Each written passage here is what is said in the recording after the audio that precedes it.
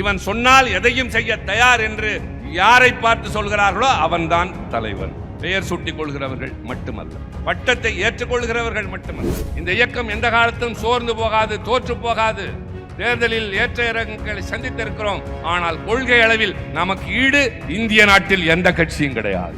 அதைத்தான் சொல்கிறோம். எப்படி தளபதி கட்சியின் தலைவராக, மாநிலத்தின் முதலமைச்சராக 2 குதிரைகளையும் மிக சிரமமாக இல்லாமல் ரொம்ப லகுவாக ஓட்டுகிறாரோ, மாநிலங்களின் உரிமைகளை பறிகொடுக்க மாட்டோம் என்ற உரிமை குரல் ஓங்கி டெல்லியில் ஒலிக்கிறது என்று எங்கள் குரல் என்றால் அதற்கு காரணம் தளபதி அண்ணன் மு.க. ஸ்டாலின். ஆளுநராவது யாராக இருந்தாலும் எனக்கு என்ன, நான் கலைஞரின் மகன் என்று மட்டுமில்லை, கழகத்தின் தலைவன் என்று நடக்கிறார்.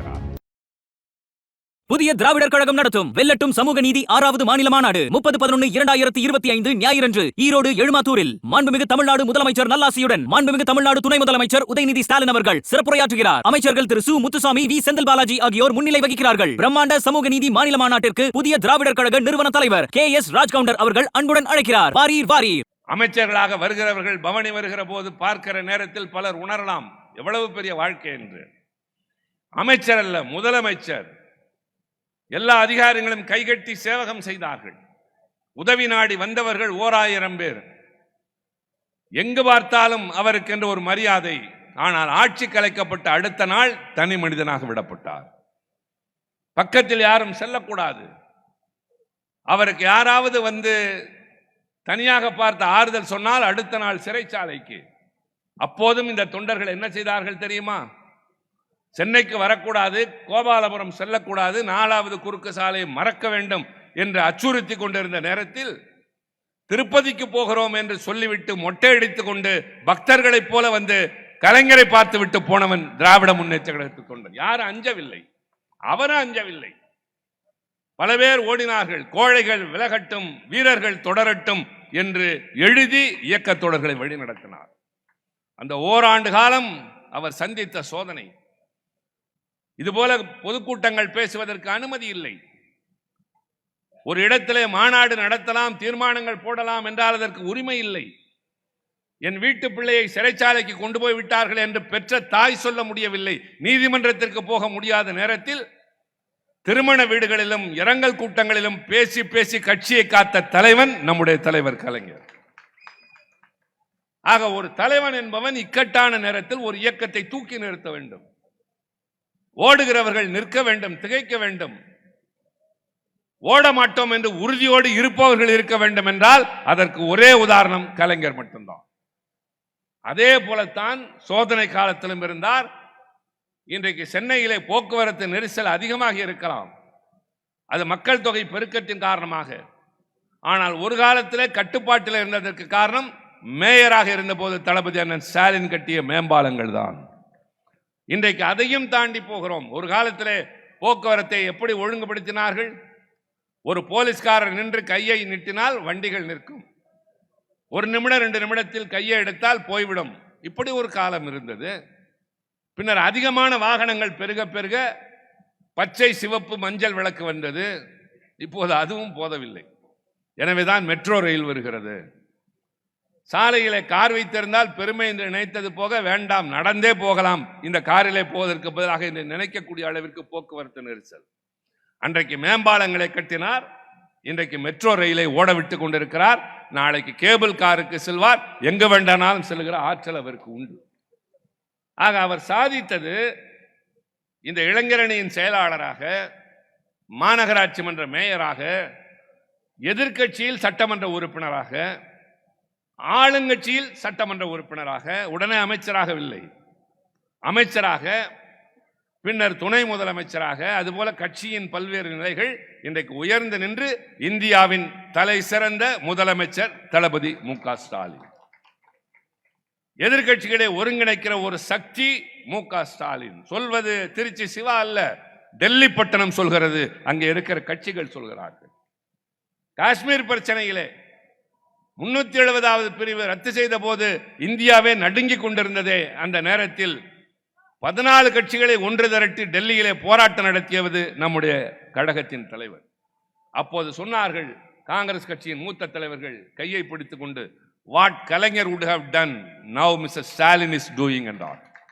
கலைஞர் இருந்திருந்தால் எதை செய்திருப்பாரோ அதை இவர் செய்கிறார் என்றார்.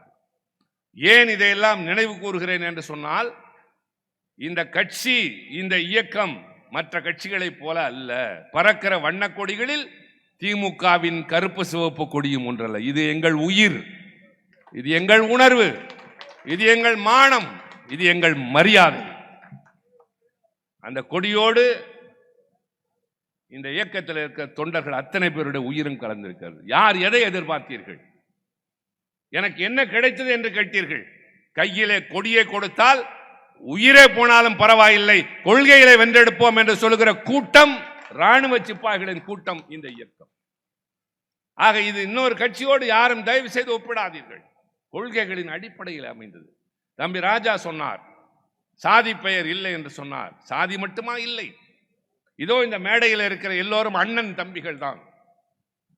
எங்களுக்கு வயதில் மூத்தவர்கள் அண்ணன், வயதில் இளையவர்கள் தம்பி, வயதில் ஒத்தவர்கள் தோழர்கள். சாதி என்ன என்று கேட்டு உட்கார் அல்லது உட்காராதே என்று சொன்ன மரபை உடைத்தெறிந்த கட்சி இந்த கட்சி. நாம் மேடையிலே கைத்தறி ஆடைகள் அணிவிக்கிறோம். ஏன் தெரியுமா? 2 காரணங்கள். ஒன்று, மலர் மாலைகள் அணிவித்தால் மறுநிமிடம் காலுக்கு கீழே போய் சேரும். மலர்கள் என்பவை மனம் பரப்புபவை. மங்கையின் கூந்தலில் இருக்கும், ஆண்டவனின் தோளிலே இருக்கும்.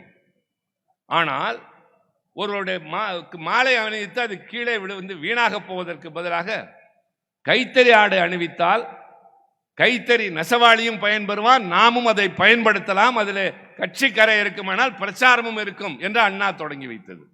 அது மட்டுமல்ல, ஒரு காலத்தில் ஒரு குறிப்பிட்ட பிரிவை சார்ந்தவர்கள் தெருவிலே நடக்கிற போது தோளிலே துண்டு போட்டுக் கொண்டு நடக்கக்கூடாது. ஒன்று இடுப்பிலே கட்டிக்கொள்ள வேண்டும், அல்லது கையிலே வைத்து கக்கத்தில் வைத்துக் கொள்ள வேண்டும். அதை மாற்றுவதற்கு நேரடியாக அல்ல, நாங்கள் செய்த செயல் காட்டியது. எங்கள் கட்சி மேடையில் அந்த இனத்தை சார்ந்த எந்த இனத்தை சார்ந்தவராக இருந்தாலும், பெரிய ஜாதியோ சின்ன ஜாதியோ, ஒருவருக்கொருவர் துண்டணிவித்து நீயும் என்னை போல இரு என்று சொல்வதை ஆரம்பித்த கட்சி. அப்படிப்பட்ட இந்த இயக்கத்தை நாங்கள் காப்பாற்றுவதற்கு ஒருவன் மீது நம்பிக்கை வைத்திருக்கிறோம், அது உதயநிதி ஸ்டாலின். அதுதான் இந்த பிறந்த நாள். ஒருவருடைய குழந்தைக்கு ஒரு குடும்பம் நடத்துகிற கொண்டாட்டம் அல்ல இது. இந்த இயக்கம் காப்பாற்றப்பட வேண்டும் என்ற கவலை உள்ளவர்கள் நாம் அனைவரும். இல்லாவிட்டால் இத்தனை பேர் எதற்காக வந்திருப்பீர்கள்? உங்களை என்ன அவர் கட்டி இழுத்து கொண்டா வந்தார்? இல்லை, சொல்லினார், விளம்பரம் செய்தார், வந்து திரண்டது கூட்டம் இந்த இடத்தில்.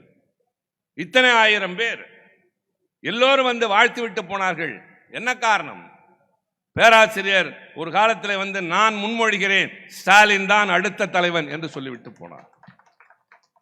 பேராசிரியர் பெரியாரோடு அண்ணாவோடு அணுக்கமாக இருந்தவர், கலைஞரின் உற்ற தோழர்.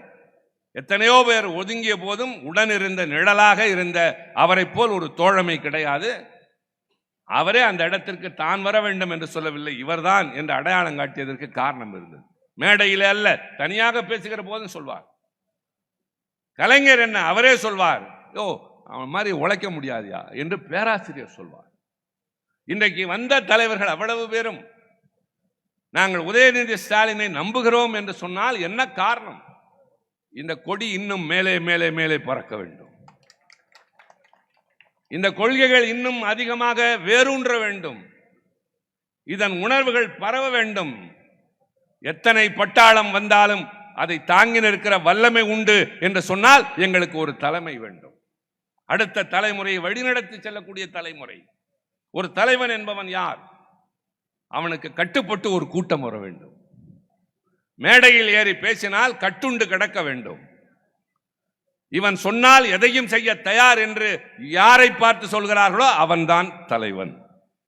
பெயர் சூட்டிக் கொள்கிறவர்கள் மட்டுமல்ல, பட்டத்தை ஏற்றுக்கொள்கிறவர்கள் மட்டுமல்ல. நாங்கள் உதயநிதியை இளைஞரணிக்கு நியமித்த அன்றே நான் பார்த்தேன் புதிய இளைஞர்கள் பல பேரை. அவர்களுக்கு என் மீது அன்பு உண்டு, மாசு மீது பற்று உண்டு. இங்க இருக்கிற பலருக்கு நெருக்கம் இருக்கும், ஆனால் கிட்ட வர அஞ்சுவார்கள், கொஞ்சம் தயக்கம் இருக்கும். தோழமையோடு பழகுவதற்கு அவர்களுக்கு ஒரு தயக்க உணர்வு, ரொம்ப பிடிக்கும், ஆனால் தொலைவிலே தான் இருப்பார்கள். ஆனால் உதயநிதியை தங்களுடைய அந்த வயதை ஒத்தவர்களாக பார்க்க ஆரம்பித்த இளைஞர் கூட்டம் பின்னால் ஓடி வர ஆரம்பித்தது பலாப்பழத்தை சுற்றி ஈ முய்ப்பதைப் போல. உதயா அண்ணா என்று பெண்கள் சொல்ல ஆரம்பித்தார்கள். இப்படி ஒரு தலைவனை வேறு ஒரு இயக்கம் எங்களுக்கு அடையாளம் காட்டட்டுமே. நான் கிண்டலுக்கு சொல்லவில்லை, கேலியாக பேசவில்லை, நடைமுறையை சொல்கிறேன். இன்றைக்கு தமிழச்சி உறுப்பினராக இருக்கிற ஒரு குழுவில் நான் உறுப்பினராக இருந்திருக்கிறேன். அதில் தான் விளையாட்டுத்துறையும் வருகிறது. அந்த விளையாட்டுத்துறையின் சார்பாக பல கூட்டங்கள் நடத்துகிற போது ஒரு முறை அர்ஜுனா விருதுகள் பெற்றவர்களை அழைத்து அவர்களுடைய அனுபவங்களை கேட்டோம். அர்ஜுனா விருது என்பது விளையாட்டிலே இந்தியாவில் தலை சிறந்து வழங்கியவர்கள், இந்தியாவிற்கு பெருமை தேடி தந்தவர்களுக்கு தருகிற விருது. இராணுவத்திலே பரம்வீர் சக்கரா என்பதைப் போல, நாட்டிலே சமுதாயத்திலே பாடுபட்டவர்களுக்கு பத்ம விருது தருவதைப் போல, விளையாட்டுத் துறையிலே தலை சிறந்து வழங்கியவர்களுக்கு அர்ஜுனா விருது தரப்படும். அந்த விருது பெற்றவர்கள் வந்து என்ன சொன்னார்கள் தெரியுமா? நான் கண்கலக்கினேன். அதனால் வரை இந்த விருதை பெற்றவர்களை பார்த்து பெருமைப்பட்ட நாள் போய் அதில் ஒருவர் சொன்னார், நீங்கள் எல்லாம் அரசாங்கத்தின் சார்பில் வந்திருக்கிறீர்கள், நான் இந்த விருதை திரும்ப தந்து விடுகிறேன், எனக்கு தயவு செய்து நான் பார்க்கிற வேளையில் பணி உயர்வு மட்டும் தாருங்கள். ஒரு இடத்துல குமாசாவாக வேலை சேர்ந்தேன், இன்னமும் அதே நிலையில் தான் இருக்கிறேன். நான் விளையாட போன போது என்னுடைய சக தோழர்கள் அடுத்த வேலைக்கு தயார் செய்வதற்காக படித்துக் கொண்டிருந்தார்கள். என் தாயார் என்னை ஊக்கப்படுத்தினார். வேலைக்காக தயார் செய்தவனெல்லாம் இன்றைக்கு மேனேஜர் என்று இருக்கிறான். இந்த விளையாட்டுக்காக இந்தியாவை உலக அளவிலே கொண்டு போய் நிறுத்திய நான், அர்ஜுனா விருது வாங்கியவன், I am only a clerk, எனக்கு இந்த விருது என்ன பயன் என்று கலங்கி பேசியதை நாங்கள் காதால் கேட்டோம். ஆனால் இன்று காலை தொலைக்காட்சியில் பார்த்தபோது இளம் பெண்களும் இளைஞர்களும் விளையாட்டு வீரர்கள் வந்து சொன்னார்கள், எங்களுக்கு இந்த ஆட்சியில் ஊக்கம் கிடைக்கிறது, அதற்கு காரணம் உதயநிதி ஸ்டாலின் என்றார். நான் இன்னொன்றையும் சொல்கிறேன், பல தகவல்கள் நமக்கே தெரியாமல் போகிறது. பசிக்கிறவனுக்கு ஒரு வேளை சோறு கொடுத்தால் வயிறார சாப்பிட்டேன் என்று வாழ்த்தி விட்டு போவான். தலைவாழை இழை விரித்து ஆச்சரியப்பட்டு அதிசயப்பட்டு திகைத்து போகிற அளவிற்கு ஒவ்வொன்றாக பரிமாறி சிலவற்றை சாப்பிட முடியாமல் விட்டு வைத்து என்ன சாப்பிட்டா என்றால் அதெல்லாம் நல்லா சாப்பிட்டா நிறைய இருந்தது என்று சொல்லக்கூடிய அளவிற்கு திட்டங்களை தருகிற ஆட்சி திராவிட முன்னேற்ற கழகத்தின் திராவிட மாடல் ஆட்சி. பசித்தவனுக்கு சோறு மட்டும் போடுவதில்லை, இலை விரித்து அதில் வகை வகையான பதார்த்தங்களை தருவதை போல இந்த நாட்டில் இருக்கிறவர்களுக்கு திட்டங்களை தருகிற இந்த கட்சி. அதனால் சொல்கிறேன், இந்தியாவிலேயே வேலை வாய்ப்பில் பெண்களுக்கு 30 விழுக்காடு என்று முதலாக தந்த மாநிலம் தமிழ்நாடு மட்டும்தான். திருநங்கையர்களை பற்றி தம்பி மாசு சொன்னார், என்னுடைய தனிநபர் மசோதா 45 ஆண்டுகளுக்கு பின்னால் நாடாளுமன்றத்தில் நிறைவேறியது என்று. இந்தியா முழுவதும் அரசு வேலைகளிலும் தனியார் வேலைகளிலும் பெண்களுக்கு 30 விழுக்காடு தமிழ்நாட்டை போல தர வேண்டும் என்ற என்னுடைய மசோதா இன்னும் விவாதத்திற்கு வராமலே நிற்கிறது. அந்த 30ஐ இன்றைய கழகத்தின் தலைவர் 40 விழுக்காடாக மாற்றியது எத்தனை பெண்களுக்கு தெரியும்? 100 வேலை காலி இருக்கிறது என்றால் அதில் 40 இடங்கள் பெண்களுக்கு என்று ஒதுக்கி வைத்த பெருமை நமக்குத்தான் சேரும். தேர்தலில் போட்டியிடுவதல்ல, எந்த அலுவலகத்தில் எந்த மூலையில் வேலை காலியானாலும் சரி, அதில் 40 இடங்கள் பெண்களுக்கு என்று சொல்லி சரித்திரம் படைத்து பெண்களை உயர்த்துகிற, பொருளாதார ரீதியாக அவர்களை பலப்படுத்துகிற கட்சி. அதை போல 3 விழுக்காடு வேலை வாய்ப்பினை விளையாட்டு வீரர்களுக்கு தருகிற நிலையினை தம்பி உதயநிதி ஸ்டாலின் கொண்டு வந்திருக்கிறார். அர்ஜுனா விருது பெற்றவன் இதை வைத்துக்கொள், எனக்கு நல்ல வேலை கொடு என்று கேட்டான். தமிழ்நாட்டில் விளையாட போகிறவர்களை போதும் விளையாடியது, படிக்க போ என்று சொன்ன பெற்றோர்கள், போ நன்றாக விளையாடினால் உனக்கு உடனே வேலை காத்திருக்கிறது இந்த ஆட்சியில் என்று சொல்லக்கூடிய அளவிற்கு அந்த துறையினை வழிநடத்துகிறவர் தம்பி உதயநிதி ஸ்டாலின். 2 நிலைகளில் அவர் தன்னை நிலைநிறுத்தி இருக்கிறார்.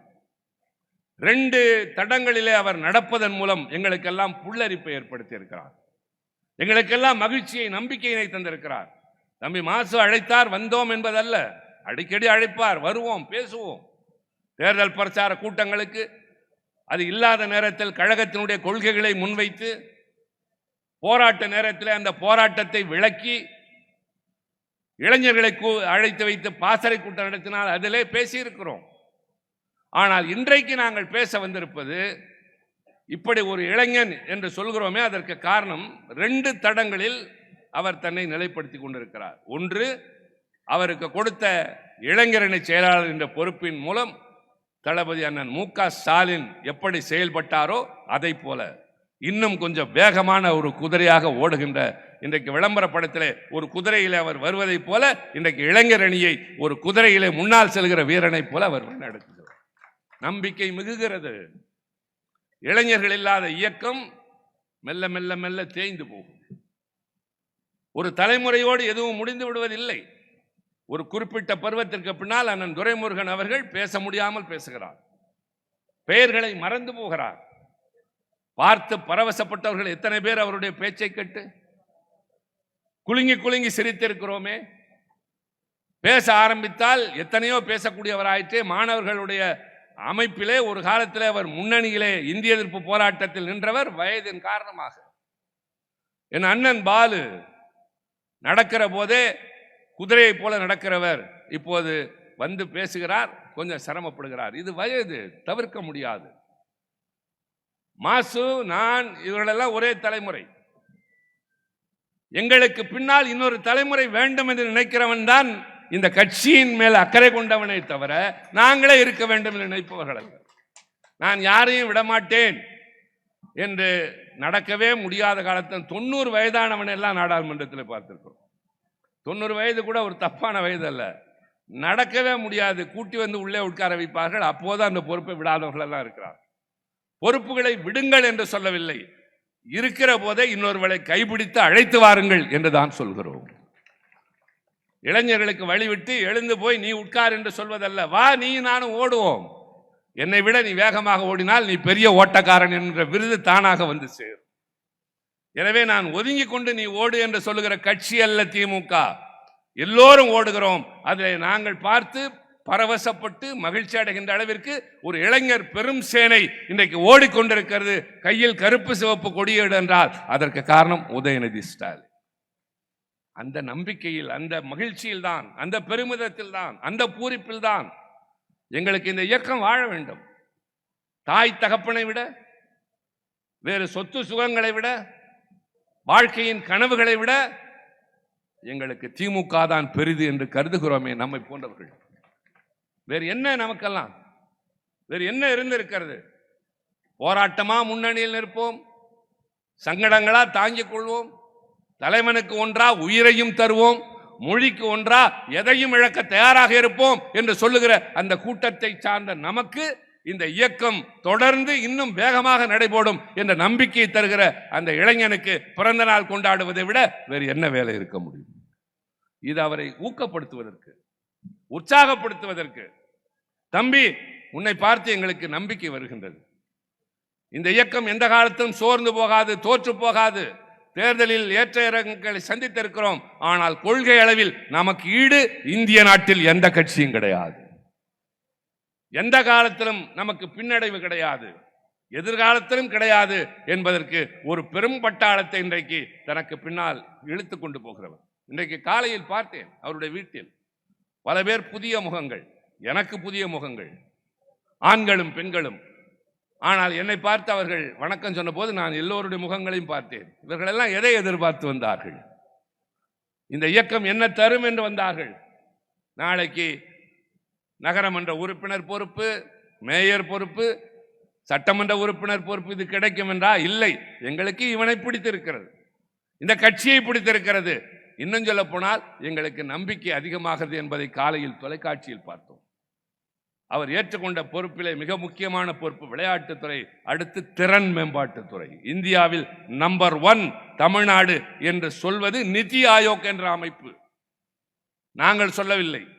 அந்த அளவிற்கு திறன் வளர்த்து, அந்த திறனுக்கேற்ற வேலையும் தந்து, விளையாடுகிறவர்களுக்கு ஊக்கம் தந்து, ஒலிம்பியாடை பற்றி சொன்னார்கள். நாளைக்கு உலக ஹாக்கி போட்டி நடைபெற இருக்கிறது. சென்னையிலும் மதுரையிலும் கார் ரேஸ் நடக்கிறது. இதெல்லாம் எதற்கு என்று எண்ணக்கூடும். ஆனால் அதில் ஆர்வம் உள்ளவர்கள் இருப்பார்களே.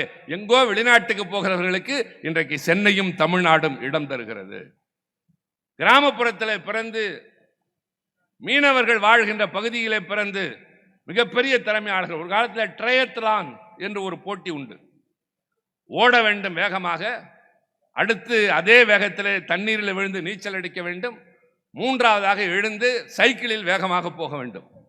இந்த மூன்றிலும் வெற்றி பெற்று இந்தியாவில் அதிசயிக்கத்தக்க வெற்றியை காட்டிய அமுதா என்கிற பெண்மணி பிறந்தது மீனவர் சமுதாயத்தில் கடலோரத்தில் ஒரு ஏழை குடிசையில் அந்த பெண் இன்றைக்கு என்ன ஆனார் தெரியாது. அதே போல பல பேர். ஆனால் இனிமேல் தமிழ்நாட்டில் திறமை உள்ள விளையாட்டு வீரர்களுக்கு வீட்டில் இருப்பவர்கள் தருகிற ஊக்கத்தை விட எங்கள் அரசு தரும். அதற்கு காரணம் இந்த இளைஞர். ஆக ஏற்றுக்கொண்ட பொறுப்பு 2. ஒன்று கட்சியின் இளைஞரணி செயலாளர் பொறுப்பு. அது எங்களுடைய எதிர்பார்ப்பு. எங்களுக்கு இந்த இயக்கத்தின் அடுத்த தலைமுறை வேண்டும். அது வெறும் கூட்டமாக இருக்கக்கூடாது, அது இராணுவ பட்டாளமாக இருக்க வேண்டும். கட்டுக்கோப்பு குலையாதவர்களாக, நீட்டிய இலக்கை நோக்கி பாய்கிற அம்புகளாக, கொள்கையிலே கொஞ்சம் கூட வழுவாதவர்களாக, எதிர்பார்ப்பு என்பது 2வது என்று நிறுத்திவிட்டு ஓடுகிறவர்களாக இருக்க வேண்டும். சிறையிலே இருந்து வந்து 20 ஆண்டுகளுக்கு பின்னால் தான் நான் தேர்தல் களத்தில் நின்றேன். 18 ஆண்டுகளுக்கு பின்னால் தான் தளபதி சட்டமன்றத்திற்கு போட்டியிட்டார். காத்திருந்தோம், பொறுமையாக இருந்தோம், உழைத்தோம், தொடர்ந்து நடந்த போராட்டங்களில் பங்கேற்றோம். இது நானும் அவரும் இல்லை, இங்கு இருக்கிற எல்லோருக்கும் பொருந்தும். மாசு இளைஞரணிகளை தொடங்கினார். அதற்கு முன்னால் பல்வேறு பொறுப்புகள் இருந்தார். கிட்டுவுக்கு பின்னால் இருந்து பாடம் கற்றான். அவருடைய அந்த வளர்ப்பின் மூலம் அந்த செயல்பாடுகள் இன்றைக்கு மாசுவினால் மிளர்கிறது என்று சொல்கிற போது அன்றைக்கு கிட்டுவை பார்த்து எப்படி நாம் பெருமை அடைந்தோமோ அதே போல இன்றைக்கு நீங்கள் எல்லாரும் பெருமை அடைகிறீர்கள். நாங்களும் அதே பெருமையை அடைகிறோம். தம்பி, மாவட்ட செயலாளராக உன் பணி பாராட்டத்தக்கது. மருத்துவத்துறை அமைச்சராக நீ ஆற்றுகிற பணி இன்றைக்கு மருத்துவமனைகள் உயர்ந்து போயிருக்கிறது. உயிர்காக்கும் மருந்து தருகிறீர்கள், மருத்துவமனையின் தரத்தை உயர்த்துகிறீர்கள். விபத்திலே அடிபட்டவனுக்கு 48 மணி நேரத்தில் ஆகிற சிகிச்சை செலவை இந்திய நாட்டில் வேறு யார் ஏற்கிறார்கள்? எங்களை தவிர. யாராக இருந்தாலும் சரி. எந்த மருத்துவமனையை சேர்க்கிறது? எவ்வளவு செலவாகும்? ஐயோ என்று தவிக்க வேண்டாம், கொண்டு போய் பக்கத்தில் இருக்கிற மருத்துவமனையில் சேர்த்து விடு, அதற்கான செலவை எங்கள் அரசு பார்த்து கொள்ளும் என்ற துறைக்கு அவர் அமைச்சர். அதைத்தான் சொல்கிறோம். எப்படி தளபதி கட்சியின் தலைவராக, மாநிலத்தின் முதலமைச்சராக 2 குதிரைகளையும் மிக சிரமமாக இல்லாமல் ரொம்ப லகுவாக ஓட்டுகிறாரோ, மாநிலங்களின் உரிமைகளை பறிகொடுக்க மாட்டோம் என்ற உரிமை குரல் ஓங்கி டெல்லியில் ஒலிக்கிறது என்று எங்கள் குரல் என்றால் அதற்கு காரணம் தளபதி அண்ணன் மு.க. ஸ்டாலின். ஆளுநராவது யாராக இருந்தாலும் எனக்கு என்ன, நான் கலைஞரின் மகன் என்று மட்டுமில்லை, கழகத்தின் தலைவன் என்று நடக்கிறார். அதுபோல உதயநிதி 2 பொறுப்புகள், மாசு 2 பொறுப்பு, ஆளாளுக்கு 2 பொறுப்பு. ஆக இது ஏதோ எங்களுக்கு வகித்த பதவி சூட்டப்பட்ட மகுடம் அல்ல, கடமைகள் அதிகமாகின்றது என்று பணியாற்றுகிற வரிசையில் 49 வயது என்றார்கள். அதெல்லாம் வயதெல்லாம் சும்மா ஒரு கணக்கு தானே தவிர அது ஒன்றும் பொருட்டு அல்ல. ஆனால் அதற்குள்ளாக அவர் காட்டுகிற நிதானம், தொலைநோக்கு பார்வை. முதலில் அவர் என்னிடம் முதலாக பார்த்தபோது கேட்டது, அண்ணா இந்த கட்சியினுடைய வரலாற்றை தெரிந்து கொள்வதற்கு எதை படிக்க வேண்டும் என்று தான் கேட்டார். அன்பகத்தில் ஒரு நிகழ்ச்சி நடைபெற்ற போது படித்துவிட்டு பேசினார் என்று எல்லோருக்கும் தெரிந்தது. அதே போல அவரை போல, கலைஞரை போல எல்லாவற்றையும் தெரிந்து கொண்டு ஆழமாக செயல்பட வேண்டும் என்ற எண்ணம், தளபதியை போல ஒரு ஓயாத உழைப்பு, எல்லோரும் ஏற்றுக்கொள்ளக்கூடிய அளவிற்கு திறமைகள் மட்டுமில்லை அணுகுமுறையும் இருக்கின்ற காரணத்தால் எங்கள் நம்பிக்கை என்பது வெறும் எதிர்பார்ப்பு இல்லை, மிகப்பெரிய நனவாக போகிறது. இந்த இயக்கம் அண்ணா காலத்தில் உருவானது, கலைஞர் காலத்தில் வலிமை பெற்றது, தளபதி காலத்தில் ஓங்கி உயர்ந்தது, உதயநிதி காலத்தில் அது இமயத்தின் உச்சியை தொடும். நான் அவரிடம் சொல்லி இருக்கிறேன், தம்பி எங்கள் கனவு இருக்கிறது, நீண்ட நாள் கனவு, உன் காலத்தில் அது நிறைவேற வேண்டும். உன்னுடைய காலத்தில் தான் இந்திய நாட்டின் ஆட்சி மொழிகளில் ஒன்றாக தமிழ் மாறியது என்ற நிலையை நாங்கள் காண வேண்டும். இந்த இளைஞர்களை கொண்டு அதை நடத்தி காட்டு என்று சொல்லியிருக்கிறோம். மாநிலங்களுடைய உரிமைகள் பறிக்கப்படாது, கூட்டாட்சி தத்துவம் நிலைபெறும் என்பதை நிலைநிறுத்தக்கூடிய அளவிற்கு அரசியல் சட்டத்தின் மாண்புகளை காப்பாற்றக்கூடிய கட்சி திமுக என்பதை மேலும் வலிமைப்படுத்துகிற பொறுப்பு அவருக்கு உண்டு. ஆக இந்த பாராட்டு என்பது அவரை உற்சாகப்படுத்த, ஊக்கப்படுத்த மட்டுமில்லை, கடமைகளை சுட்டிக்காட்ட. நீங்கள் ஏற்றிருக்கிற பொறுப்பு சாதாரணமானது அல்ல. இளைஞரணி செயலாளர் பொறுப்பு, அதற்கு துணையாக இருக்கக்கூடிய கட்சியினுடைய பொறுப்பை தாண்டி துணை முதலமைச்சர், இவைகளெல்லாம் உங்களுடைய உழைப்புக்கு தந்த அங்கீகாரம். இன்னும் நிறைய சாதிக்க இருக்கிறார். இந்த நாடு அதை காண இருக்கிறது. திராவிட முன்னேற்ற கழகம் வலிவு பெறும், பொலிவு பெறும், மேலும் மேலும் வளரும் என்றால் எங்களுக்கு இருக்கிற அடுத்த தலைமுறையை போல, அந்த தலைமுறை வளர்த்து வழிநடத்தி செல்கிற ஒரு தலநாயகன் உதயநிதி ஸ்டாலினை போல வேறு யாருக்கும் இல்லை என்ற இருமாப்பு என்று கூட சொல்லலாம். அந்த பெருமிதத்தோடு நாங்கள் எல்லாம் வந்து வாழ்த்தி இருக்கிறோம். தம்பி நீடு வாழ்க, நிலைத்து வாழ்க. நிதானமாக தளபதி அண்ணன் ஸ்டாலின் சொன்னதைப் போல உங்களுடைய செயல்பாடுகள் இருக்க வேண்டும். காரணம், இந்த கருப்பு சிவப்பு கொடி என்று நான் முதலில் சொன்னதைப் போல நம்முடைய உயிர், இந்த மண்ணினுடைய மானம், இது இல்லாமல் போயிருந்தால் தமிழன் எல்லாவற்றையும் இழந்திருப்பானே. அதை காப்பாற்றுங்கள், அடுத்த தலைமுறை கையிலே வைத்து என்று மற்றவர்களோடு என்னுடைய வாழ்த்தையும் தெரிவித்து விடைபெறுகிறேன். நன்றி, வணக்கம். புதிய திராவிடர் கழகம் நடத்தும் வெல்லட்டும் சமூக நீதி 6வது மாநில மாநாடு 30/11/2025 ஞாயிறன்று ஈரோடு எழுமாத்தூரில் மாண்புமிகு தமிழ்நாடு முதலமைச்சர் நல்லாசியுடன் மாண்புமிகு தமிழ்நாடு துணை முதலமைச்சர் உதயநிதி ஸ்டாலின் அவர்கள் சிறப்புரையாற்றுகிறார். அமைச்சர்கள் திரு சு முத்துசாமி, வி செந்தில் பாலாஜி ஆகியோர் முன்னிலை வகிக்கிறார்கள். பிரம்மாண்ட சமூக நீதி மாநில மாநாட்டிற்கு புதிய திராவிடர் கழக நிறுவன தலைவர் KS ராஜ்கவுண்டர் அவர்கள் அன்புடன் அழைக்கிறார். வாரீர் வாரீர்.